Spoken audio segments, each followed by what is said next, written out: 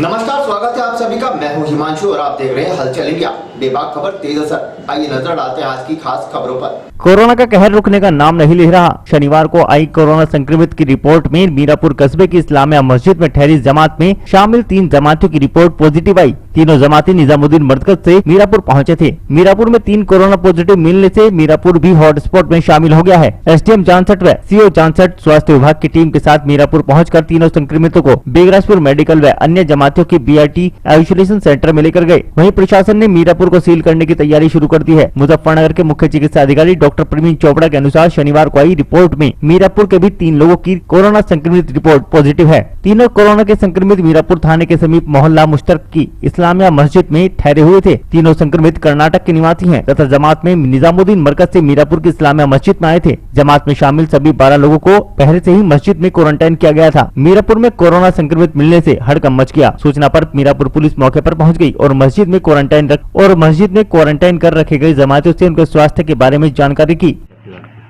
अभी कोरोना के सुबह 2 केस पॉजिटिव आए थे, अभी 3 केस और पॉजिटिव आए हैं मीरापुर में और टोटल संख्या हमारे जनपद की अब 21 हो गई है। और जो हमारे मीरापुर के 3 केस आए थे उनको हमने बेगराजपुर मेडिकल कॉलेज में आइसोलेशन की कार्रवाई चल रही है।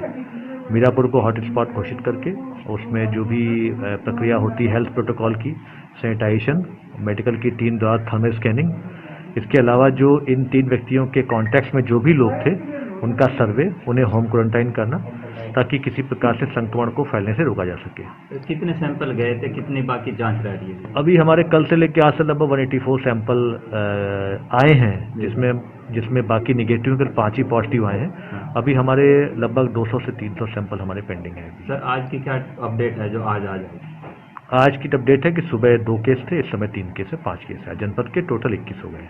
कितने हॉटस्पॉट बनाए गए, क्या व्यवस्था वहाँ पर बनेगी? हॉटस्पॉट जो हमारे पुराने बने हैं वो तो ऑलरेडी चल रहे हैं। पुरकाजी शेरनगर है, खतौली है, किदवई नगर है, गवाल है, मीरापुर कल से नया काम शुरू हुआ है। इसमें जो नए केस मिले सर, उनके संक्रमित लोगों को किस तरह जो है क्वारंटाइन किया गया है, कैसे, कितने लोग? अभी उनके हम लोगों ने पहले से ही डायरेक्ट कॉन्टेक्ट टच कर रखे थे, इनडायरेक्ट कॉन्टेक्ट खोल रखे हैं, उनके नाम हमारे पास हैं और उनके भी सैंपलिंग लेके उनको होम क्वारंटाइन करेंगे। सर, जो केस लोग मिले हैं सब जमाती है? हाँ, जमाती है।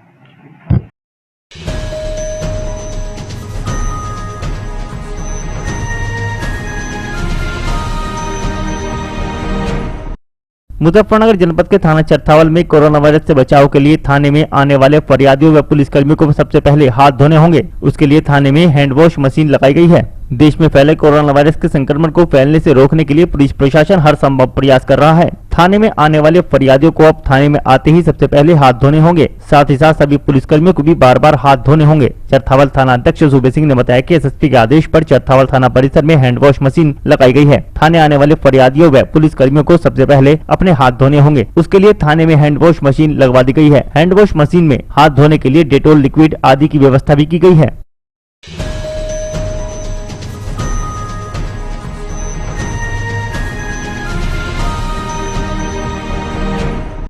कांग्रेस कमेटी की राष्ट्रीय महासचिव प्रियंका गांधी वाड्रा के निर्देशानुसार आज लगातार 19वें दिन भी बागपत के बड़ौत में शहर कांग्रेसियों ने अपनी साझी रसोई के माध्यम से गरीब मजदूरों, बेसहारा लोगों के लिए करीब 500 पैकेट भोजन के वितरित किए। भोजन पैकेट वितरित कार्यक्रम में शहर कांग्रेस कमेटी के अध्यक्ष राकेश शर्मा, निवर्तमान अध्यक्ष चौधरी राम कुमार सिंह, अनुशासन समिति के चेयरमैन घनश्याम शर्मा, उपाध्यक्ष चौधरी यशवीर सिंह, महामंत्री डॉक्टर नरेंद्र शर्मा, प्रचार मंत्री सचिन देव, संगठन मंत्री कपिल देव शर्मा, देशपाल शर्मा आदि लोग मौजूद रहे। बड़ौत शहर के विभिन्न स्थानों पर जाकर बिनोली रोड, चौकी, बिजरोल रोड, आजाद नगर, शांति नगर में जाकर गरीबों को भोजन वितरित किया गया और शहर कांग्रेसियों ने कहा कि जब तक लॉकडाउन चलता रहेगा तब तक गरीब मजदूर, बेसहारा लोगों को सहयोग करने में मदद की जाएगी। हमने ये निर्णय लिया है, जो पार्टी ने हमें निर्देश दिए हैं, आज इस बीमारी महामारी जो ये चल रही है और जो जनता परेशान है, जो जरूरतमंद हमारे मजदूर भाई हैं, उन्हें हमारा प्रयास है, हम अपनी रसोई में भोजन बनाते हैं और फिर उन्हें परिवारों में दे आते हैं। आज 19वें दिन भी हमारा ये अभियान इसी तरह जारी रहा और हमारे इस अभियान में हमारे जो पार्टी से जुड़े वरिष्ठ साथी हैं वो सब हमारे साथ थे, सब साथ हैं। हमने निर्णय लिया है, जब लो हमें दम है, हिम्मत है, हम यहाँ पर जितने भी हमारे मजदूर निर्धन भाई हैं, ज़रूरतमंद हैं, उन्हें जो भी सेवा, जो भी सुविधा हमें देनी है, जो वो चाहते हैं, हम हर हालत में उन्हें देनी है और समस्या में हर समय साथ रहना है। यही हमारा उद्देश्य है, हमारी पार्टी यही चाहती है। ये अभियान हमारा इसी तरह निरंतर चलता है।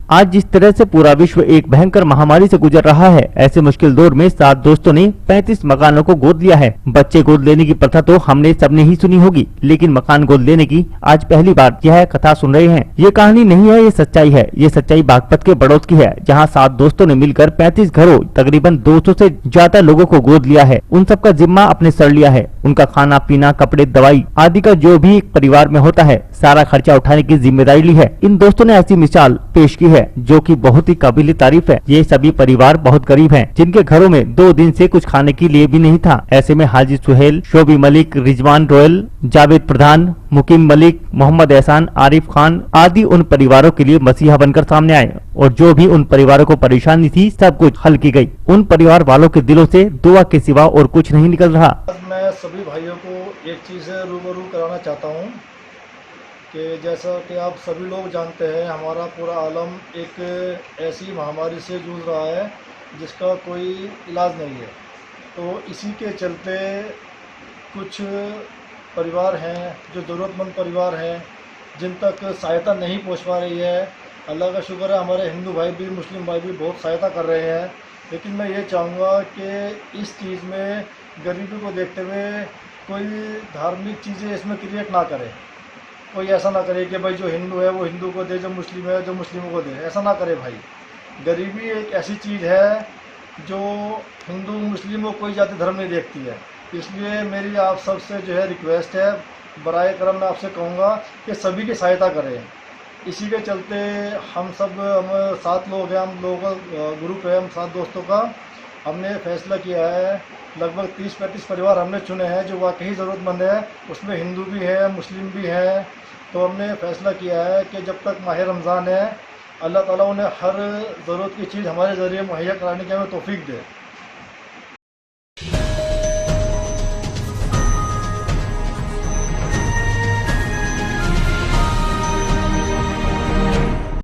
यूपी के 18 जिलों में कोरोना वायरस महामारी में अति संवेदनशील में यूपी के 18 जिलों को कोरोना वायरस महामारी में अति संवेदनशील में रखा गया है, जिनमें से एक जिला शामली भी है। शामली में कोरोना वायरस के मरीज लगातार बढ़ते जा रहे हैं, जिसको लेकर शामली को रेड जोन में रखा गया है। शामली के 4 इलाकों को हॉटस्पॉट में चिन्हित कर सील कर दिया गया है। हालांकि शामली में अब एक्टिव कोरोना वायरस मरीजों की संख्या सिर्फ 4 हो गई है। शामली में कोरोना मरीजों की संख्या 17 पर पहुँच गयी थी, जिनमें से 13 लोगों को स्वास्थ्य विभाग व शामली प्रशासन ने ठीक कर लिया। लेकिन कोरोना वायरस की गंभीरता को देखते हुए यूपी के सीएम योगी आदित्यनाथ ने जिले में नोडल अधिकारियों का गठन कर दिया। शामली जिले में सहारनपुर कमिश्नर संजय कुमार व वरिष्ठ पुलिस अधिकारी आईजी लक्ष्मी सिंह को नियुक्त किया गया है। कमिश्नर सहारनपुर संजय कुमार व आईजी लक्ष्मी सिंह शामली दौरे पर पहुंची और शामली में कोरोना संक्रमण के चलते मरीजों के बारे में जानकारी कर रही थी और जो हॉटस्पॉट इलाके हैं उनका मौके पर पहुंचकर जायजा लिया। प्रशासन द्वारा जो राहत शिविर बनाए गए हैं उनका भी जायजा लिया गया और कोविड-19 अस्पताल में निरीक्षण किया गया। साथ ही साथ हॉस्पिटलों में तैनात डॉक्टरों से दवाइयों के बारे में, कोरोना किट के बारे में व अन्य संसाधनों के बारे में पूछा गया। निरीक्षण के दौरान शामली की डीएम जसजीत कौर व एसपी विनीत जायसवाल सहित भारी पुलिस बल मौके पर मौजूद रहा। वहीं नवनियुक्त नोडल अधिकारी आईजी लक्ष्मी सिंह ने कहा कि सरकार के आदेश के बाद बाहरी राज्यों में फंसे लोगों को वापस यूपी में लाया जा रहा है, जिसमें शामली के लिए 7 बसों से बाहर से मजदूरों को शामली लाया गया है और सभी मजदूरों का मेडिकल परीक्षण भी कराया गया है, जहाँ से सभी मजदूरों को उनके घर पहुँचा दिया गया और सभी को सेल्फ क्वारंटाइन करने की हिदायत दी गई है। इसके अलावा प्रयास किया जा रहा है कि बाकी फंसे लोगों को भी वापस लाया जाए।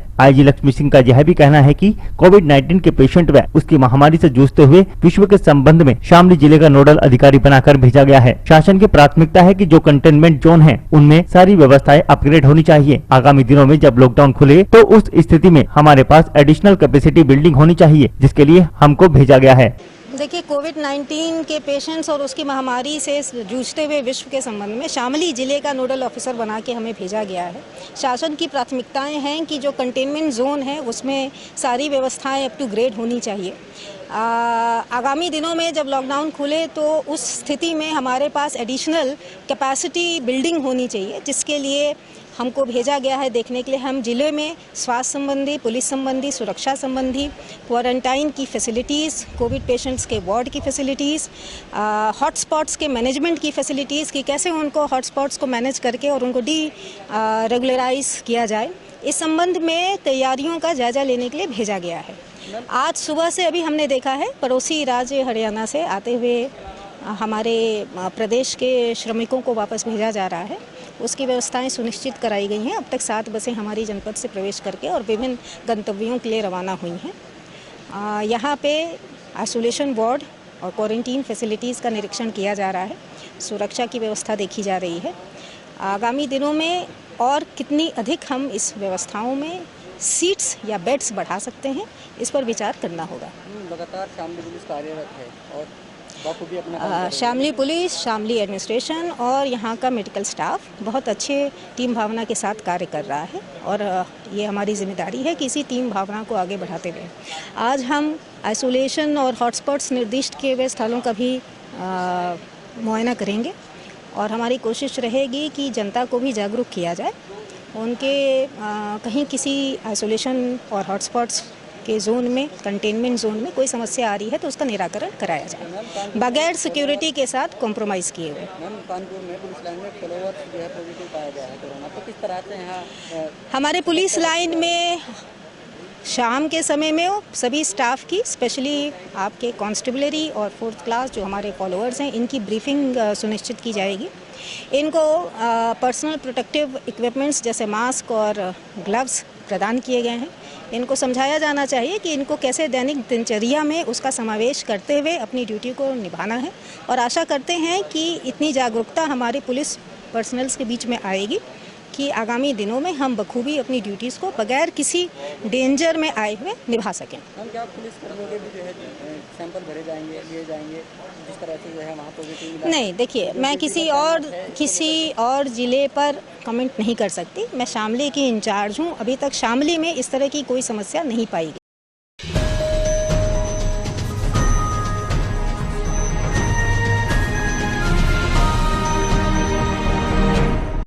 जनपद शामली में पहुंचे सहारनपुर कमिश्नर संजय कुमार ने प्रशासन द्वारा चलाए जा रहे राहत शिविर का निरीक्षण किया। शामली प्रशासन द्वारा करीब 5 जगहों पर राहत शिविर चलाए जा रहे हैं, जहां पर गरीब व असहाय लोगों के लिए खाना बनाया जाता है। जिन लोगों को खाने की समस्या आ रही है उन लोगों तक शामली प्रशासन खाना पहुंचा रहा है। आज नोडल अधिकारी बनाकर भेजे गए संजय कुमार कमिश्नर सहारनपुर ने इसका निरीक्षण किया। खाने की क्वालिटी को कमिश्नर ने परखा और प्रशासन को और गंभीरता से काम करने की सलाह दी। राहत शिविर के माध्यम से शामली प्रशासन प्रतिदिन हजारों की संख्या में लोगों को खाना मुहैया करा रहा है। इसके अलावा जो लोग शामली कंट्रोल रूम में फोन कर बता रहे हैं कि उनके पास खाने के लिए खाना नहीं है या राशन नहीं है, तो शामली प्रशासन उसको भी लगातार खाना व राशन मुहैया करा रहा है। शामली प्रशासन लगातार राहत शिविर चलाकर लोगों की समस्याओं को दूर कर रहा है। कमिश्नर संजय कुमार का कहना है कि आज शामली जनपद की समीक्षा के लिए वह आए हैं और उन्हें खुशी है, यह बताते हुए कि शामली जनपद में बहुत अच्छा एक्टिव वर्क हो रहा है। देखिए, आज शामली जनपद की समीक्षा के लिए मैं आया था और मुझे खुशी है बताते हुए कि शामली जनपद में बहुत अच्छा एक टीम वर्क हो रहा है। प्रशासन, हेल्थ डिपार्टमेंट, पुलिस,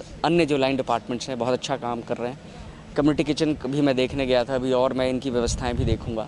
और जो फीडबैक अब तक मिला है, जनपद में 18 एक्टिव केसेस अभी तक पॉजिटिव केसेस मिले हैं। 18 में से खुशी की ये बात है कि एक व्यक्ति तो पहले डिस्चार्ज हो गया था, 13 और ऐसे केसेस हैं जो कि पूर्ण रूप से ठीक हो गए हैं। उनका दूसरा टेस्ट भी नेगेटिव आ गया है, पर उन्हें एहतियातन हम कुछ दिन और रखेंगे। और उसके अतिरिक्त 4 अब एक्टिव केसेस बचे हैं और पिछले 4-5 दिन से लगातार जितने भी टेस्ट रिपोर्ट्स आए हैं सब के सब टेस्ट रिपोर्ट नेगेटिव हैं। तो ये एक अच्छा एक ट्रेंड है, परंतु एहतियात के रूप में हम लोग ने ये निर्णय लिया है कि मैंने सुझाव दिया है डीएम साहब को, सीएमओ साहब को कि हम हॉटस्पॉट एरिया में और बफर एरिया में कुछ रैंडम हम सैम्पलिंग का काम और करेंगे। और जो हमारे पुलिस के, जो स्वास्थ्य विभाग के जो लोग और प्रशासन के लोग इन हॉटस्पॉट एरियाज़ में या L1 कोविड में जो काम कर रहे हैं, उनके भी रैंडम हम कुछ सैंपल्स लेने का कार्य करेंगे। बनाया गया है, किस तरह से जो है रिपोर्ट्स ली जाएंगी, जो रैंडम चेकिंग की बात की जा रही है? तो नहीं, डेफिनेटली तो उन लोग इनमें शामिल होंगे। देखिए, ऐसा ये रैंडम का मायने होता है कि हम रैंडमली ये सेलेक्ट कर लेंगे कि हर 5 घर के बाद, हर 6 घर के बाद, हर 10 घर के बाद एक ऐसी व्यवस्था बना ली जाएगी और ये प्रशासन अपने लेवल पर निर्णय लेगा। पुलिस, हेल्थ डिपार्टमेंट और वहाँ के जो लोकल मैजिस्ट्रेट तैनात होंगे संयुक्त रूप से जाएंगे और ये सैम्पलिंग का काम कराएंगे। और मुझे विश्वास है कि जो अच्छा जो काम हुआ है और इन्होंने जो लॉकडाउन का अच्छा इन्फोर्समेंट किया है, उसको हम लोग यथावत अगर आगे 3 तारीख तक भी इसी तरह से सख्ती से मेंटेन किए रहें तो इसका लाभ हमें आने वाले वक्त में मिलेगा। परंतु एहतियातन हम कुछ नए एरियाज़ में भी, जैसे मैंने कहा, हॉटस्पॉट के नज़दीक में जो बफर एरिया है वहाँ पर भी हम कुछ रैंडम सैम्पलिंग कराएंगे और कुछ प्रशासनिक अधिकारी, पुलिस अधिकारी और हेल्थ डिपार्टमेंट के लोग और कुछ हॉटस्पॉट एरिया में जो सब्ज़ी बेच रहे हैं, दूध बेच रहे हैं, जिनकी गाड़ियाँ जा रही हैं, उन लोगों को भी हम रैंडम सैम्पलिंग कर करके हम ये वेरीफाई करेंगे कि किसी तरह की कोई समस्या नहीं। शामली प्रशासन ने राहत शिविर लगाए हैं सर, हज़ारों ऐसे लोग हैं जिन्हें मदद पहुंचाई जा रही है। जी, आपने निरीक्षण किया है, क्या पाया सर निरीक्षण में? नहीं, निरीक्षण में निसंदेह काम अच्छा है और आपने बताया कि 12 अन्य संस्थाएं हैं जो कि बहुत अच्छा काम कर रहे हैं। कोशिश यही है कि जनपद में कि कोई भी व्यक्ति ऐसा ना हो जिसको भूखा सोना पड़े, चाहे वो माइग्रेंट लेबरर हो, रोज़ खाता हो, जिसको रोज़ व्यवस्था की ज़रूरत है, चाहे वो स्ट्रीट वेंडर हो, चाहे वो रोड साइड पर रहने वाला गरीब इंसान हो, किसी भी तरह का आदमी हो, हम हर व्यक्ति को हर चीज़ मुहैया, खाने की चीज़ मुहैया करें।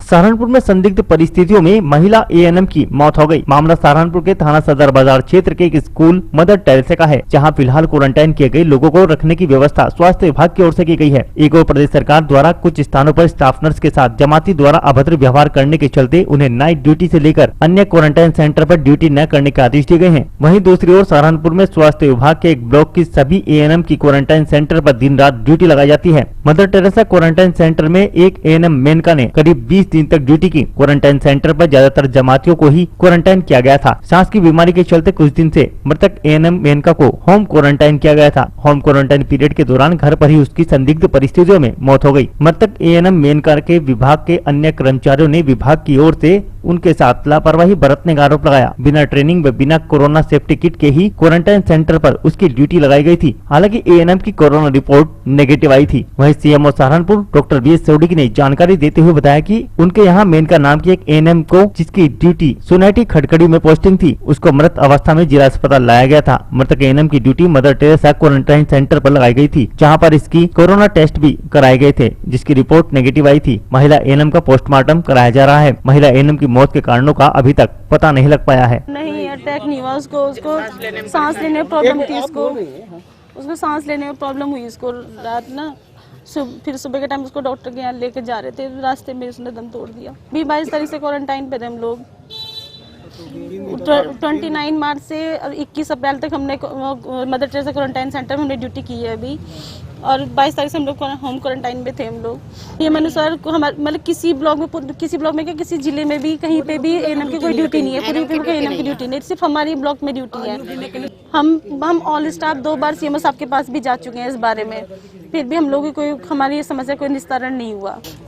नहीं, इस बारे में कोई ट्रेनिंग नहीं दी हमने कहीं भी ये बात हमने एप्लीकेशन भी लिखी थी, हमें इस बारे में कोई ट्रेनिंग नहीं दी गई, फिर भी हमारी ड्यूटी लगाएगी क्वारंटाइन सेंटरों में हम लोगों की। एक का कोई नाम या उसका कोई वो नहीं है। हमारा पूरा स्टाफ बोल रहा है इस बात के बारे में कि पूरे जिले में कहीं पर भी किसी एएनएम की ड्यूटी क्वारंटाइन होम में नहीं लगाई गई है। हमने सीएमओ साहब को 2 बार इसके बारे में कहा गया, हमें कोई सेफ्टी नहीं दी गई, कुछ नहीं दिया गया, पर फिर भी हम लोगों से लगातार कंटिन्यू हम लोगों से ड्यूटी कराई गई है। और ये जो लड़की मेनका है इसकी 25 तारीख से लेकर 21 तारीख तक मदर टेरेसा क्वारंटाइन होम में ड्यूटी लगाई गई थी कंटिन्यू। फिर क्या हुआ? अब इनको होम क्वारंटाइन के लिए बोला गया था डॉक्टर साहब ने कि अब आपको होम क्वारंटाइन में रहना है। 3 दिन से होम क्वारंटाइन में थी। कहाँ पे? अपने घर पे, घर में होम क्वारंटाइन के लिए बोला गया था।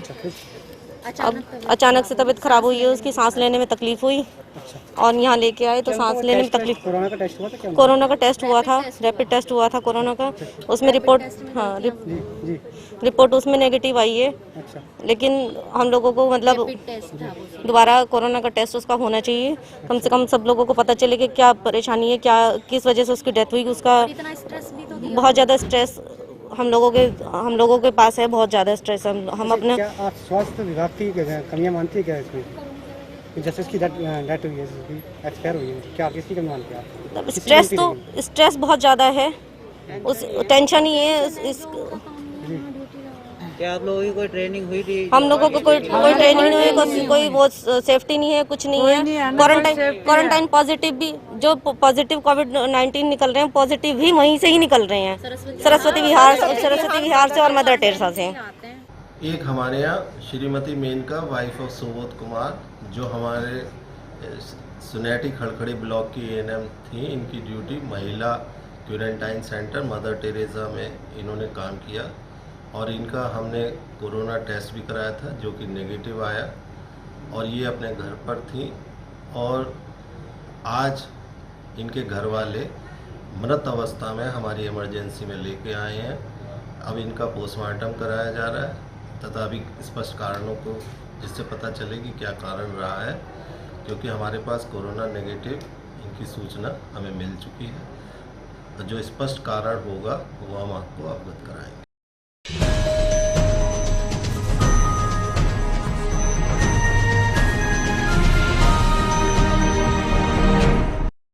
उत्तराखंड के देहरादून में जहां एक और पूरा देश कोरोना जैसी गंभीर महामारी से जूझ रहा है, तो वहीं कई ऐसे परिवार भी हैं जो आज मूलभूत सुविधाओं से वंचित हैं। इस गंभीर महामारी से यह बचाव के लिए कई चीजें महत्वपूर्ण मानी जा रही हैं, जिसमें से एक मास्क भी है। समाज के कई ऐसे परिवार भी हैं जो मास्क खरीदने में सक्षम नहीं हैं। इन्हीं परिवारों को देखते हुए महिला उत्थान एवं बाल कल्याण संस्थान द्वारा मास्क बनाने का कार्य शुरू किया गया है। इनका उद्देश्य मास्क बनाकर उन परिवारों तक पहुँचाने का है जो परिवार मास्क खरीदने में सक्षम नहीं है। प्रेमनगर के क्षेत्र में कैंप लगाकर इस कार्य को किया जा रहा है, जिसमें सुशीला बेलवाल शर्मा, सरोज देवी, मीना कश्यप, वंशिका शर्मा, ललिता हेम वर्मा, पुष्पा, सुनीता, सायरा बानो, जेबा अंजुम, सविता धीमान आदि लोग कार्य को आगे बढ़ावा दे रहे हैं।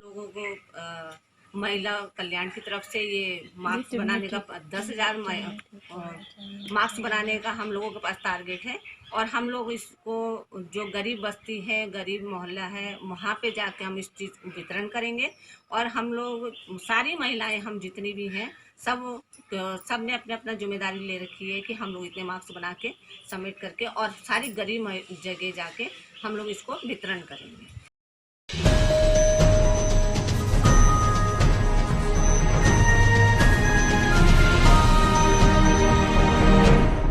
मीरापुर में कोरोना पॉजिटिव मिलने के बाद हॉटस्पॉट की श्रेणी में शामिल हुए मीरापुर को प्रशासन ने फायर ब्रिगेड की गाड़ी से सैनिटाइज कराया। मीरापुर कस्बे के थाने के समीप स्थित इस्लामिया मस्जिद में क्वारंटाइन जमातियों में से 3 की रिपोर्ट पॉजिटिव आने के बाद पुलिस प्रशासन में हड़कंप मच गया। आनंद फानंद में एसडीएम जानसठ कुलदीप मीणा, सीओ शकील अहमद व मीरापुर इंस्पेक्टर एसएन सिंह भारी पुलिस फोर्स के साथ मौके पर पहुंच गए और प्रशासन ने उक्त मोहल्ले को सील कर दिया तथा अनाउंसमेंट कराकर मोहल्ले वासियों को अपने घरों में ही रहने की हिदायत दी। इसके अलावा प्रशासन ने फायर ब्रिगेड की गाड़ी बुलाकर पूरे मोहल्ले को फायर ब्रिगेड की गाड़ी से सैनिटाइज किया।